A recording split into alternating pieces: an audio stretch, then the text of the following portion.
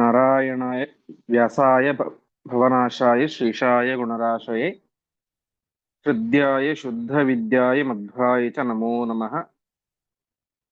नारायणाय परिपूर्णगुणार्णवाय विश्वोदय स्थितिलयो नियतिप्रदाय ज्ञानप्रदाय विबुधा सुरसौख्यदुःखसत्कारणाय वितताय नमो नमस्ते। ಶ್ರೀಗುರುಭ್ಯೋ ನಮಃ. ಹರಿ ಓಂ. ಇಂದಿನ ಪಾಠದಲ್ಲಿ ನಾವು ನೋಡಿದಂತೆ ಪಾಂಡವರ ರಾಜ್ಯಭಾರದ ವೈಭವ ಯಾವ ರೀತಿಯಾಗಿತ್ತು ಅಂತ ಒಬ್ಬೊಬ್ಬರು ಒಂದೊಂದು ಪೋರ್ಟ್ಫೋಲಿಯೋಗಳನ್ನ ನಿರ್ವಾಹ ಮಾಡ್ತಾ ಧರ್ಮದಿಂದಾಗಿ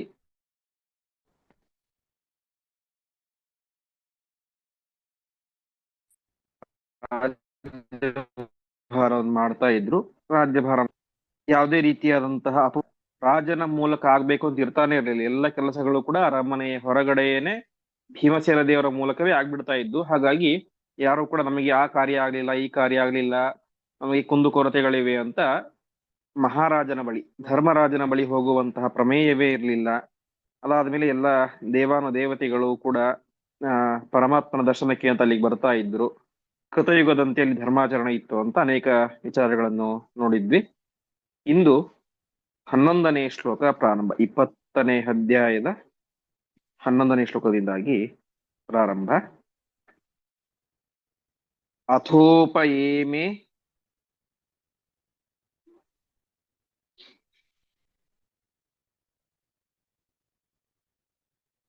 ಶಿಶುಪಾಲಪುತ್ರೀಂ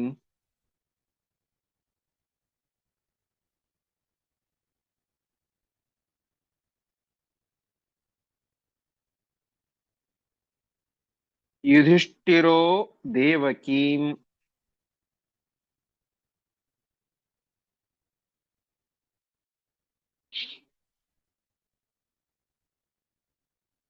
ನಾಮ ಪೂರ್ವಾಂ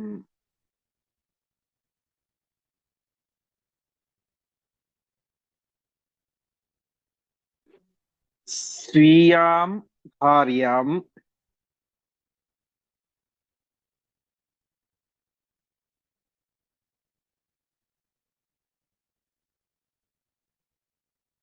ಯತ್ಸಹಜೋ ಧೃಷ್ಟಕೇತುಃ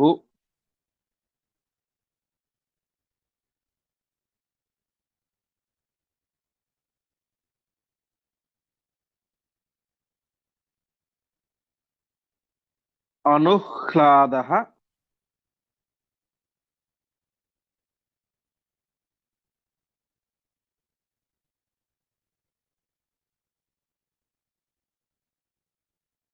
ಸವಿತುಶ್ಚಾಂಶಯುಕ್ತಃ.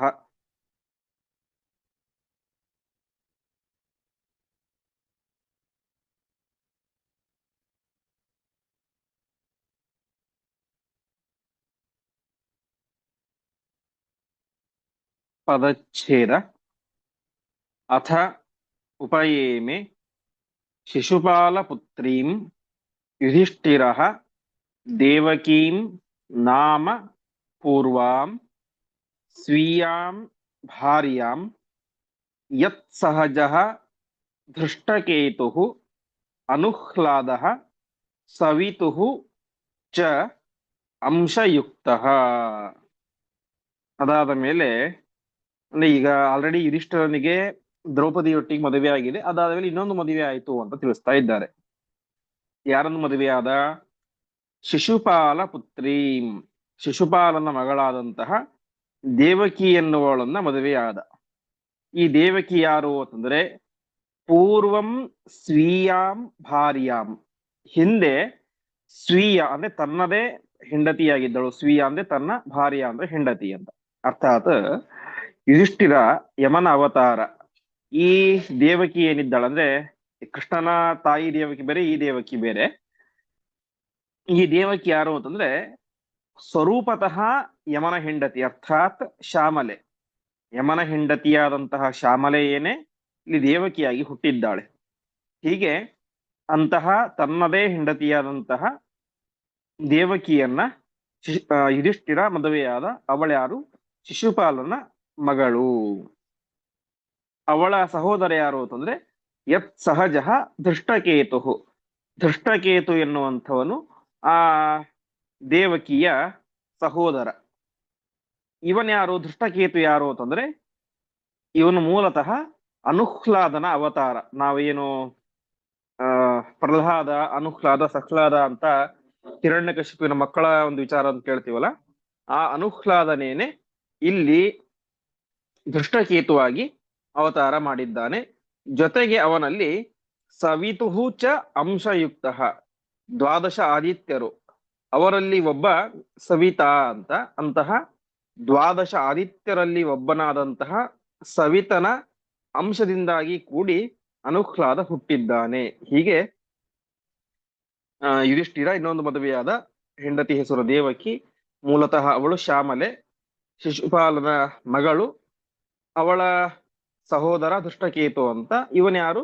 ಅನುಹ್ಲಾದನ ಅವತಾರ. ಜೊತೆಗೆ ಅವನಲ್ಲಿ ದ್ವಾದಶಾದಿತ್ಯರಲ್ಲಿ ಒಬ್ಬನಾದಂತಹ ಸವಿತೃವಿನ ಅಂಶದಿಂದ ಕೂಡಿದೆ ಎಂಬುದಾಗಿ ತಿಳಿಸ್ತಾ ಇದ್ದಾರೆ.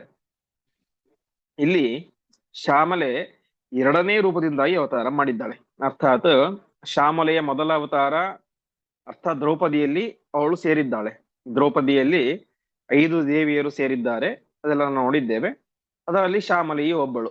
ಯುಧಿಷ್ಠಿರನನ್ನು ಮದುವೆಯಾಗಲಿಕ್ಕೋಸ್ಕರ ಶ್ಯಾಮಲೆ ದ್ರೌಪದಿಯ ದೇಹದಲ್ಲಿ ಸೇರಿದ್ದಳು. ಅರ್ಥಾತ್ ಭಾರತೀಯೊಟ್ಟಿಗೆ ಸೇರಿ ದ್ರೌಪದಿಯಾಗಿ ಅವತಾರ ಮಾಡಿದ್ದಳು. ಅಲ್ಲಿ ಒಂದು ರೂಪ ಆಗಿದೆ. ಈಗ ಮತ್ತೊಂದು ರೂಪದಿಂದಾಗಿ ಇಲ್ಲಿ ಏನ ಮಾಡಿದ್ದಾಳೆ? ದೇವಕಿಯಾಗಿ ಶಿಶುಪಾಲನ ಮಗಳಾಗಿ ಹುಟ್ಟಿದ್ದಾಳೆ. ಹೀಗೆ ಅನೇಕ ವಿಚಾರಗಳಿದ್ದಾವೆ. ಅಂದ್ರೆ ಈಗ ಯಮಧರ್ಮರಾಜ ಯುಧಿಷ್ಠಿರನಾಗಿ ಹುಟ್ಟಿದ್ದಾನೆ. ಅಷ್ಟು ಮಾತ್ರ ಅಲ್ಲ, ವಿದುರನಾಗಿ ಅವನೇ ಹುಟ್ಟಿದ್ದಾನೆ. ವಿದುರನು ಯಮಧರ್ಮನ ಅವತಾರ, ಯುಧಿಷ್ಠಿರನು ಯಮಧರ್ಮನ ಅವತಾರ. ಹೀಗೆ ಯಮನ ಪತ್ನಿಯಾದಂತಹ ಶ್ಯಾಮಲಾದೇವಿ ದ್ರೌಪದಿಯಾಗಿಯೂ ಅವತಾರ ಮಾಡಿದ್ದಾಳೆ ಅವಳಲ್ಲಿ ಇದ್ದುಕೊಂಡು. ಮತ್ತೆ ಪ್ರತ್ಯೇಕವಾಗಿ ಶ್ಯಾಮಲೆಯಾಗಿ ಅವತಾರ ಮಾಡಿದ್ದಾಳೆ. ಹೀಗೆ ಒಂದೇ ಸಂದರ್ಭದಲ್ಲಿ ಅಥವಾ ಒಂದೇ ಮನೆಯಲ್ಲಿ ಒಬ್ಬನೇ ದೇವತೆ 2 ರೂಪಗಳಿಂದಾಗಿ ಅವತಾರ ಮಾಡಿದಂತಹ ಪ್ರಸಂಗಗಳು ಬರ್ತವೆ. ಈಗ ವಿದುರನು ಅವತಾರ ಮಾಡಿದ್ದು ಅದೇ ಮನೆಯಲ್ಲಿ, ಯುಧಿಷ್ಠಿರ ಅವತಾರ ಮಾಡಿದ್ದು ಅದೇ ಮನೆಯಲ್ಲಿ. ಹೀಗೆ ಒಂದೇ ದೇವತೆ 2 ರೂಪಗಳಿಂದಾಗಿ ಅವತಾರ ಮಾಡಿದಂತಹ ಒಂದು ವಿಶಿಷ್ಟ ಪ್ರಸಂಗಗಳು ಇಲ್ಲಿ ಬರ್ತವೆ. ಹೀಗೆ ಒಟ್ಟಿನಲ್ಲಿ ಧರ್ಮರಾಜ ದೇವಕಿಯೊಟ್ಟಿಗೆ ವಿವಾಹವನ್ನ ಮಾಡಿಕೊಂಡ. ಮುಂದೆ ತಸ್ಯಾಂ ಸುಹೋತ್ರೋ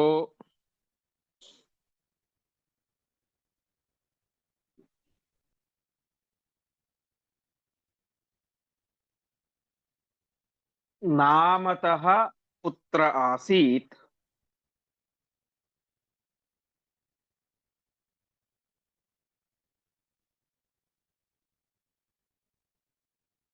ಯಶ್ಚಿತ್ರಗುಪ್ತೋ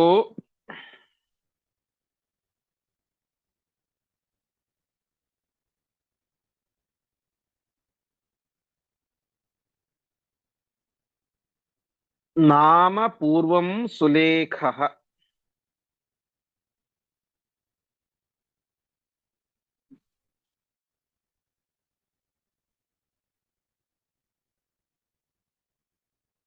ಕೃಷ್ಣಾ ಸೈವಾಪ್ಯನ್ಯ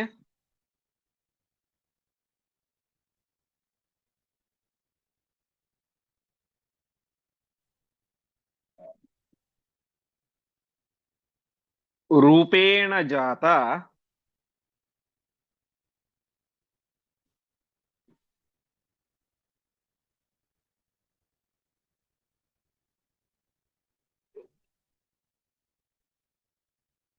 ಕಾಶೀಶಪುತ್ರೀಂ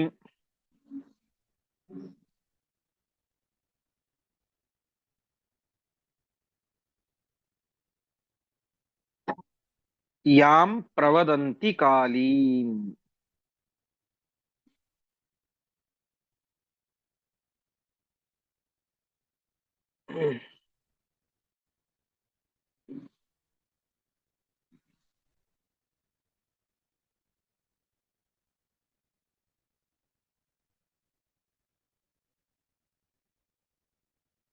ಪದಚ್ಛೇದ. ತಸ್ಯಾಂ ಸುಹೋತ್ರಃ ನಾಮತಃ ಪುತ್ರಃ ಆಸೀತ್ ಯಃ ಚಿತ್ರಗುಪ್ತಃ ನಾಮ ಪೂರ್ವಂ ಸುಲೇಖಃ ಕೃಷ್ಣಾ ಸಾ ಏವ ಅಪಿ ಅನ್ಯ ರೂಪೇಣ ಜಾತಾ ಕಾಶೀಶಪುತ್ರೀಂ ಕಾಶೀಶಪುತ್ರೀ ಯಾಂ ಪ್ರವದಂತಿ ಕಾಲೀಂ. ಹೀಗೆ ದೇವಕಿ ಮತ್ತು ಯುಧಿಷ್ಠಿರರ ದಾಂಪತ್ಯದ ಫಲವಾಗಿ ಸುಹೋತ್ರ ಎನ್ನುವಂತಹ ಮಗ ಹುಟ್ಟಿದ. ಸುಹೋತ್ರ ನಾಮತಃ, ಸುಹೋತ್ರ ಅಂತ ಹೆಸರಿರುವಂತಹ ಮಗ ಹುಟ್ಟಿದ. ಅವನ್ಯಾರ ಅವತಾರ ಅಂತಂದ್ರೆ ಚಿತ್ರಗುಪ್ತ ನಾಮ ಪೂರ್ವಂ ಸುಲೇಖ. ಸುಲೇಖ, ಲೇಖ ಅಂದ್ರೆ ಬರೆಯುವವನು, ಉತ್ತಮ ಲೇಖಕ ಅರ್ಥಾತ್ ಚಿತ್ರಗುಪ್ತ. ಸಕಲ ಜೀವಿಗಳ ಪಾಪ ಪುಣ್ಯದ ಲೆಕ್ಕಾಚಾರವನ್ನ ಅತ್ಯಂತ ಪ್ರಾಮಾಣಿಕವಾಗಿ ಲೇಖನ ಮಾಡಿ ಇಡುವಂತಹ, ಬರೆದಿಡುವಂತಹ ಯಮನ ಸೇವಕನಾದಂತಹ, ಮಂತ್ರಿಯಾದಂತಹ ಚಿತ್ರಗುಪ್ತನೇನೆ ಇಲ್ಲಿ ಸುಹೋತ್ರ ಎನ್ನುವಂತ ಹೆಸರಿನಿಂದಾಗಿ ಅವತಾರ ಮಾಡಿದ್ದಾರೆ. ಹೀಗೆ ಯುಧಿಷ್ಠಿರ ಯಮನ ಅವತಾರ, ಅವನ ಮಂತ್ರಿಯಾದಂತಹ ಚಿತ್ರಗುಪ್ತ ಮಗನಾಗಿ ಹುಟ್ಟಿದ್ದಾನೆ. ಹೀಗೆ ದೇವಕಿ ಮತ್ತು ಯುಧಿಷ್ಠಿರನಿಗೆ ಚಿತ್ರಗುಪ್ತ ಸುಹೋತ್ರ ಎನ್ನುವಂತ ಹೆಸರಿನಿಂದಾಗಿ ಮಗನಾಗಿ ಹುಟ್ಟಿದ. ಅದಾದ ಮೇಲೆ ಕೃಷ್ಣ ಅಂದ್ರೆ ದ್ರೌಪದಿ. ದ್ರೌಪದಿ ಅನ್ಯ ರೂಪೇಣ, ಇನ್ನೊಂದು ರೂಪದಿಂದಾಗಿ ಕಾಶೀಶ ಪುತ್ರಿ, ಕಾಶಿರಾಜನ ಮಗಳಾಗಿ ಹುಟ್ಟಿದಾಳೆ. ಅವಳ ಹೆಸರೇನು? ಕಾಲೀಂ ಪ್ರವದಂತಿ. ಯಾಂ ಕಾಲೀಂ ಪ್ರವದಂತಿ, ಯಾರನ್ನ ಕಾಲಿ ಅಂತ ಕರೀತಾರಲ್ಲ ಅವಳೇ ಇವಳು. ಅರ್ಥಾತ್ ಕಾಶಿರಾಜ ಅಂತ ಒಬ್ಬ ಇದ್ದ. ಆಚಾರ್ಯರು ಹಿಂದೆ ನಾವು ಇನ್ನೊಂದು ವಿಚಾರ ನೋಡಿದ್ವಿ, ಕಾಶಿರಾಜ ಅಂತ ದುರ್ಯೋಧನ ಹೆಂಡತಿಯ ಪ್ರಸಂಗದಲ್ಲಿ. ವಾಸ್ತವಿಕವಾಗಿ ಹಿಂದಿನೇ ನಾನು ಹೇಳಿದಂತೆ ದುರ್ಯೋಧನ ಹೆಂಡತಿ ಹೆಸರು ಭಾನುಮತಿ ಅಂತ ಮಹಾಭಾರತದ ಯಾವ ಕೃತಿಗಳಲ್ಲೂ ಇಲ್ಲ. ಆಮೇಲೆ ಬಂದಂತ ಕೆಲವು ದಾಸರ ಪದ್ಯಗಳಲ್ಲಿ ಮತ್ತು ಅನೇಕ ಕವಿಗಳ ಗ್ರಂಥದಲ್ಲಿ ಮಾತ್ರ ಹೆಸರಿದೆ. ಆದ್ರೆ ನಮಗೆ ಮೂಲ ಮಹಾಭಾರತದಲ್ಲಿ ಎಲ್ಲೂ ಕೂಡ ಭಾನುಮತಿ ಅಂತ ಹೆಸರು ಸಿಗೋದಿಲ್ಲ. ಅದೇ ರೀತಿ ಇಲ್ಲೂ ಕೂಡ ಆಚಾರ್ಯರು ಬರೀ ಕಾಶಿರಾಜನ ಮಗಳು ಅಂತ ಹೇಳ್ಬಿಡ್ತಾರೆ ಅಷ್ಟೇ. ಆದ್ರೆ ಕಾಶಿರಾಜ ಅವನ ಹೆಸರೇನು ಅಂತ ಯಾವ್ದನ್ನು ಕೂಡ ಹೇಳೋದಿಲ್ಲ. ಒಟ್ಟಿನಲ್ಲಿ ಅವನ ಮಗಳು ಕಾಳಿ ಅಂತ. ಕಾಳಿ ಅಂತಂದ್ರೆ ಕಪ್ಪಗಿದ್ದಳವಳು, ಹಾಗಾಗಿ ಅವಳಿಗೆ ಕಾಳಿ ಎಂಬುದಾಗಿ ಕರೀತಾರೆ. ಹೀಗೆ ದ್ರೌಪದಿ ಇನ್ನೊಂದು ರೂಪದಿಂದಾಗಿ, ಅರ್ಥಾತ್ ಭಾರತೀ ದೇವಿಯರು ಇನ್ನೊಂದು ರೂಪದಿಂದಾಗಿ ಇಲ್ಲಿ ಅವತಾರವನ್ನು ಮಾಡಿದ್ದಾರೆ. ದ್ರೌಪದಿಯಾಗಿ ತಮ್ಮೊಳಗಡೆ 4 ಜನರನ್ನ ಸೇರಿಸಿಕೊಂಡು ಅವತಾರ ಮಾಡಿದ್ದಾರೆ, ಅದು ಒಂದು ರೂಪ. ಈಗ ಪ್ರತ್ಯೇಕವಾಗಿ ತಾವೊಬ್ಬರೇ ಅವತಾರ ಮಾಡಿದ್ದಾರೆ. ಹೀಗೆ ಭಾರತೀ ದೇವಿಯರು ಎಲ್ಲರನ್ನು ಕೂಡ ಸೇರಿಸಿಕೊಂಡು ಒಂದು ಅವತಾರ, ಇಲ್ಲಿ ಮತ್ತೆ ಪ್ರತ್ಯೇಕ ಒಂದು ಅವತಾರ. ಶ್ಯಾಮಲಾ ದೇವಿಯರು ಕೂಡ ಎಲ್ಲರೊಟ್ಟಿಗೆ ಸೇರಿಕೊಂಡು ಒಂದು ಅವತಾರ ದ್ರೌಪದಿಯಾಗಿ, ಇಲ್ಲಿ ಮತ್ತೆ ಪ್ರತ್ಯೇಕವಾಗಿ ದೇವಕಿಯಾಗಿ ಅವತಾರ. ಹೀಗೆ ಒಂದು ಕಡೆ ಕಾಂಪ್ಲೆಕ್ಸ್ ಆಗಿ ಎಲ್ಲರೂ ಕೂಡ ಸೇರಿಕೊಂಡು ಅವತಾರ ಮಾಡುವುದು, ಇನ್ನೊಂದು ಕಡೆ ಪ್ರತ್ಯೇಕವಾಗಿ ಒಂದು ಅವತಾರ ಮಾಡುವಂತಹ ಕಾರ್ಯವನ್ನು ಕೂಡ ಮಾಡಿದ್ದಾರೆ. ಹೀಗೆ ಕಾಳಿ ಎನ್ನುವಂತ ಹೆಸರಿನಿಂದಾಗಿ ದ್ರೌಪದಿ ಇನ್ನೊಂದು ರೂಪದಿಂದಾಗಿ ಅವತಾರ ಮಾಡಿದಳು. ಇಲ್ಲಿ ಪ್ರಸ್ತುತ ಇವತ್ತು ನಮಗೆ ಉಪಲಬ್ಧ ಇರುವಂತಹ ಕೆಲವೊಂದಿಷ್ಟು ಅಥವಾ ಅನೇಕ ಮಹಾಭಾರತದ ಪ್ರತಿಗಳಲ್ಲಿ ಯಾವುದು ಆದಿಪರ್ವದಲ್ಲಿ ಏನೇನು ಬರುತ್ತೆ, ಈ ಒಂದು ದೇವಕಿಯ ವಿಚಾರ ಬರ್ಬೇಕಾದ್ರೆ ಶೈಬ್ಯ ಅಂತ ಬರುತ್ತೆ. ಅರ್ಥಾತ್ ಅಲ್ಲಿ ಗದ್ಯ ಬರುತ್ತೆ, ಶ್ಲೋಕ ಬರೋದಿಲ್ಲ. ಅಲ್ಲಿ ಗದ್ಯ ಭಾಗದಲ್ಲಿ ಏನ್ ಬರುತ್ತೆ, ಶೈಬ್ಯ ಅಂತ ಬರುತ್ತೆ. ಶೈಬ್ಯ ಅಂತಂದ್ರೆ ಶಿಬಿಯ ಮಗಳು ದೇವಕಿ ಎನ್ನುವಂತಹ ಹೆಸರು ಅಭಿಪ್ರಾಯದಿಂದಾಗಿ ಆ ಗದ್ಯಗಳು ಬರ್ತವೆ. ಆದರೆ ಆಚಾರ್ಯರ ಈ ಒಂದು ಮಾತನ್ನು ನಾವು ನೋಡಿದಾಗ ಆಚಾರ್ಯರು ಸ್ಪಷ್ಟವಾಗಿ ಶಿಶುಪಾಲನ ಮಗಳು ಅಂತ ಹೇಳಿದ್ದಾರೆ. ಹಾಗಾಗಿ ಅದು ಶೈಬ್ಯ ಅಲ್ಲ, ಚೈದ್ಯ ಅಂತ ಆಗ್ಬೇಕು. ಯಾಕಂದ್ರೆ ಶಿಶುಪಾಲ ಚೇದಿ ದೇಶದ ಒಡೆಯ, ಹಾಗಾಗಿ ಅವನಿಗೆ ಚೈದ್ಯ ಅಂತ ಕರೀತಾರೆ. ಹಾಗಾಗಿ ಮ್ಯೂಟ್ ಮಾಡ್ಕೊಳ್ಳಿ.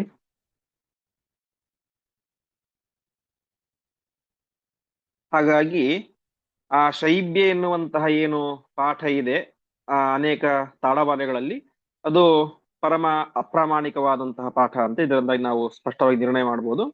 ಅನೇಕ ವಿದ್ವಾಂಸರು, ವಿಮರ್ಶಕರು ಕೂಡ ಇದೇ ಅಭಿಪ್ರಾಯವನ್ನ ವ್ಯಕ್ತಪಡಿಸ್ತಾರೆ. ಏಕೆಂದ್ರೆ ನಮಗೆ ಪ್ರಧಾನವಾದಂತಹ ನಿರ್ಣಯ, ಪ್ರಧಾನವಾದಂತಹ ಪ್ರಮಾಣ ಅಂದ್ರೆ ಅದು ಆಚಾರ್ಯರೇ. ಪಂಡಿತಾಚಾರ್ಯರು ತಮ್ಮ ಗ್ರಂಥದಲ್ಲಿ ಹೇಳುವಂತೆ ವಸ್ತುತಃ ಆಚಾರ್ಯ ಸೋಕ್ತಾರ್ಥೆ ಸ್ವಯಮೇವ ಪ್ರಮಾಣಂ ಅಂತ ಹೇಳ್ತಾರೆ. ಆಚಾರ್ಯರು ಏನ್ ಹೇಳ್ತಾರೋ ಅದೇ ಪರಮ ಪ್ರಮಾಣ. ಆದರೂ ಕೂಡ ಆಚಾರ್ಯರು ಕೆಲವೊಂದು ಕಡೆ ಪ್ರಮಾಣಗಳನ್ನು ಕೊಟ್ಟು ಹೇಳ್ತಾರೆ ಅಂತ ಪಂಡಿತಾಚಾರ್ಯ ಹೇಳ್ತಾರೆ. ಹಾಗಾಗಿ ಆಚಾರ್ಯರು ಪರಮ ಪ್ರಮಾಣ ನಮಗೆ ಶೈಬ್ಯ ಎನ್ನುವಂತಹ ಪಾಠ ಅದು ಅಪಪಾಠ ಎಂಬುದಾಗಿ ಸ್ಪಷ್ಟವಾಗಿ ಗಮನಿಸಬೇಕು. ಹಾಗಾಗಿ ಅದು ಚೈದ್ಯ ಅಂತ ಆಗಬೇಕು ಅಂತ ಇಂದಿನ ಮಹಾಭಾರತದ ಮೂಲ ಪಾಠದಲ್ಲಿ ವ್ಯತ್ಯಾಸವನ್ನು ಮಾಡಿದ್ದಾರೆ. ಹೀಗೆ ದೇವಕಿಯ ವಿಚಾರ ಆಯಿತು. ಅದಾದ ಮೇಲೆ ಕಾಳಿಯ ವಿಚಾರ ಆಯಿತು. ಮುಂದೆ ಸಾಕೇವಲ ಭಾರತಿ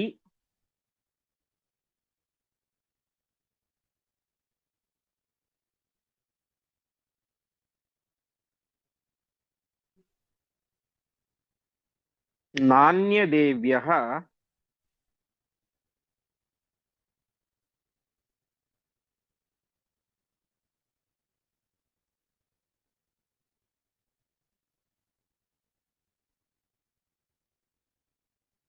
ತತ್ರಾವಿಷ್ಟಾಃ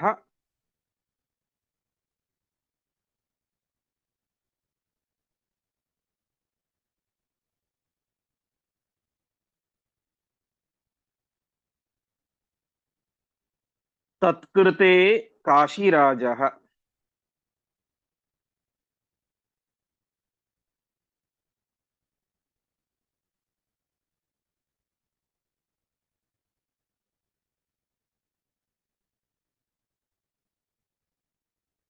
ಸ್ವಯಂವರಾರ್ಥೇ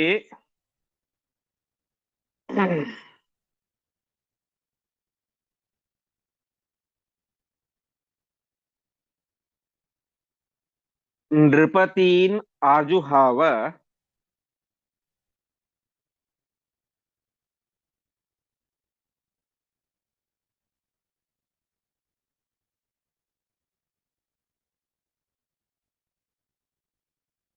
ಸರ್ವಾಂಸ್ತೇಪಿ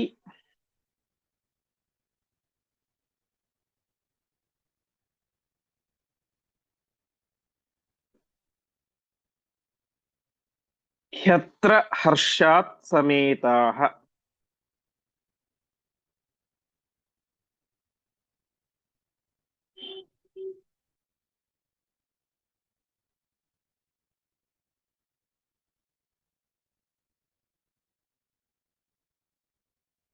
ಪದಚ್ಛೇದ ಸಾ ಕೇವಲ ಭಾರತಿ ನ ಅನ್ಯದೇವ್ಯಃ ತತ್ರ ಆವಿಷ್ಟಾಃ ತತ್ಕೃತೆ ಕಾಶಿರಾಜಃ ಸ್ವಯಂವರಾರ್ಥೆ ನೃಪತೀನ್ ಆಜುಹಾವ ಸರ್ವಾನ್ ತೇ ಅಪಿ ಹಿ ಅತ್ರ ಹರ್ಷ್ಯಾತ್ ಸಮೇತಾಃ. ಅವಳ್ಯಾರು ಹಿಂದೆ ಹೇಳಿದಂತೆ ಸಾ ಕೇವಲ ಭಾರತಿ, ಕಾಳಿದೇವಿ ಕೇವಲ ಭಾರತೀ ದೇವಿ ಅವತಾರ ಮಾತ್ರ. ನ ಅನ್ಯ ದೇವ್ಯ ತತ್ರ ಆವಿಷ್ಟಾಹ, ದ್ರೌಪದಿಯ ದೇಹದಲ್ಲಿ ಇದ್ದಂತೆ ಬೇರೆ ದೇವಿಯರ ಆವೇಶ ಇಲ್ಲಿ ಇರಲಿಲ್ಲ. ಕೇವಲ ಭಾರತೀಯ ಅವತಾರ, ಶುದ್ಧ ಭಾರತೀಯ ಅವತಾರ ಕಾಳಿದೇವಿ. ಅವಳಿಗೋಸ್ಕರ, ತನ್ನ ಮಗಳಿಗೋಸ್ಕರ ಕಾಶಿರಾಜ ಸ್ವಯಂವರವನ್ನು ಏರ್ಪಾಟ್ ಮಾಡಿದ್ದ. ಆ ಸ್ವಯಂವರಕ್ಕೋಸ್ಕರ ನೃಪತೀನ್ ಆಜುಹಾವ, ಅನೇಕ ರಾಜ ಮಹಾರಾಜರನ್ನು ಕೂಡ ಅಲ್ಲಿ ಕರೆಸಿಕೊಂಡಿದ್ದ. ಕರೆದಾಗ ಸರ್ವಾಹ, ಎಲ್ಲ ರಾಜರು ಕೂಡ ಅಲ್ಲಿ ಹರ್ಷಾತ್ ಸಮೇತಾಹ, ಅತ್ಯಂತ ಸಂತೋಷದಿಂದಾಗಿ, ಕಾಳಿಯನ್ನು ಮದುವೆಯಾಗಬೇಕೆನ್ನುವಂತಹ ಉತ್ಕಟ ಬಯಕೆಯಿಂದಾಗಿ ಅನೇಕ ರಾಜ ಮಹಾರಾಜರುಗಳು ಕಾಶಿರಾಜನ ಅರಮನೆಗೆ ಆಗಮಿಸಿದ್ದರು. ಮುಂದೆ ತೇಷಾಂ ಮಧ್ಯೆ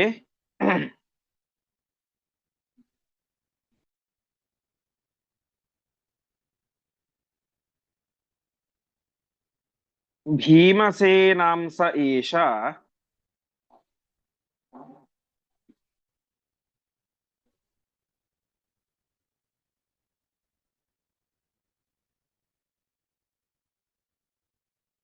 ಮಾಲಾಂ ಆಧಾತ್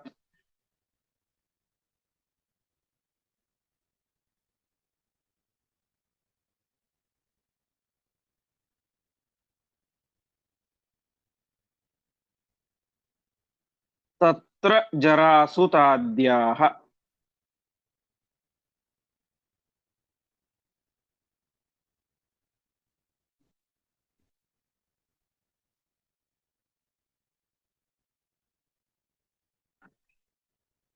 ಕ್ರುದ್ಧಾಃ ವಿಷ್ಣೋಃ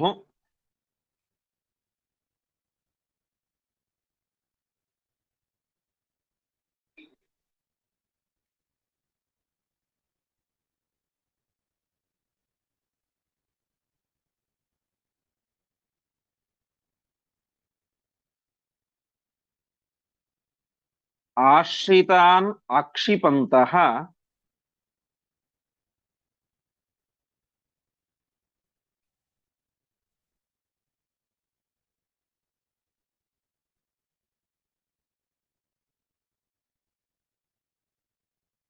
ಆಸೇದುರುಚ್ಚೈಃ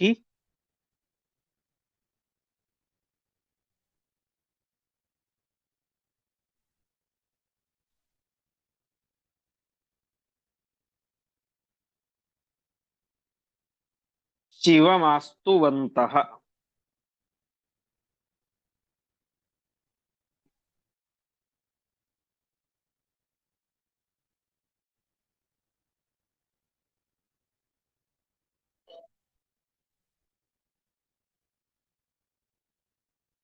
ಪದಚ್ಛೇದ ತೇಷಾಂ ಮಧ್ಯೆ ಭೀಮಸೇನಾಂಸೆ ಏಷಾ ಮಾಲಾಂ ಆಧಾತ್ ತತ್ರ ಜರಾಸುತಾದ್ಯಾಃ ಕ್ರುದ್ಧಾಃ ವಿಷ್ಣೋಃ ಆಶ್ರಿತಾನ್ ಆಕ್ಷಿಪಂತಃ ಆಸೇದುಃ ಉಚ್ಚೈಃ ಶಿವಂ ಆಸ್ತುವಂತಹ.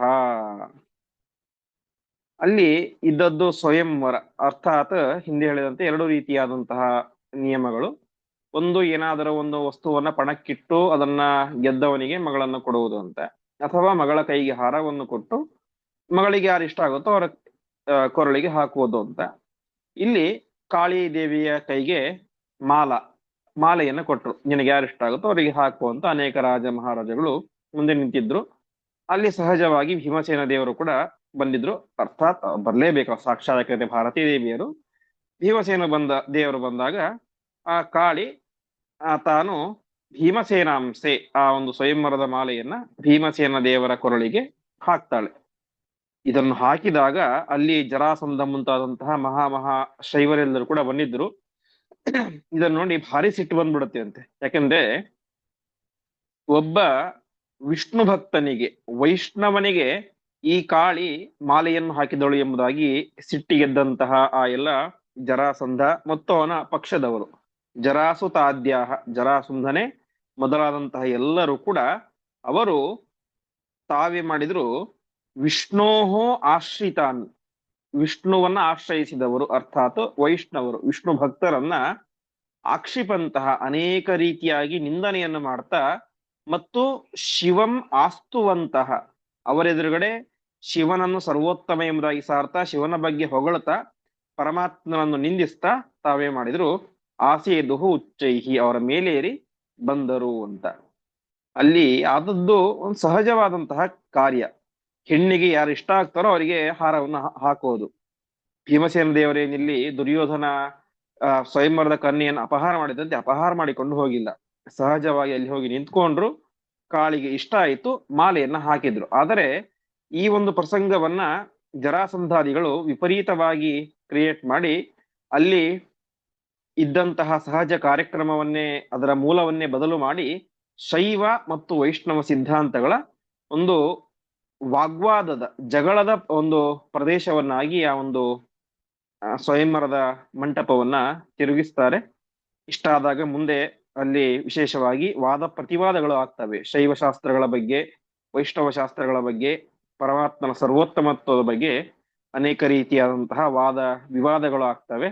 ಆ ಒಂದು ವಾದ ವಿವಾದಗಳ ಚಿಂತನೆಯನ್ನ ಮತ್ತೆ ನಾವು ನಾಳೆಯ ಪಾಠದಲ್ಲಿ ನೋಡೋಣ ಎಂಬುದಾಗಿ ಹೇಳ್ತಾ ಇಂದಿನ ಪಾಠವನ್ನ ಶ್ರೀಕೃಷ್ಣಾರ್ಪಣಮಸ್ತು.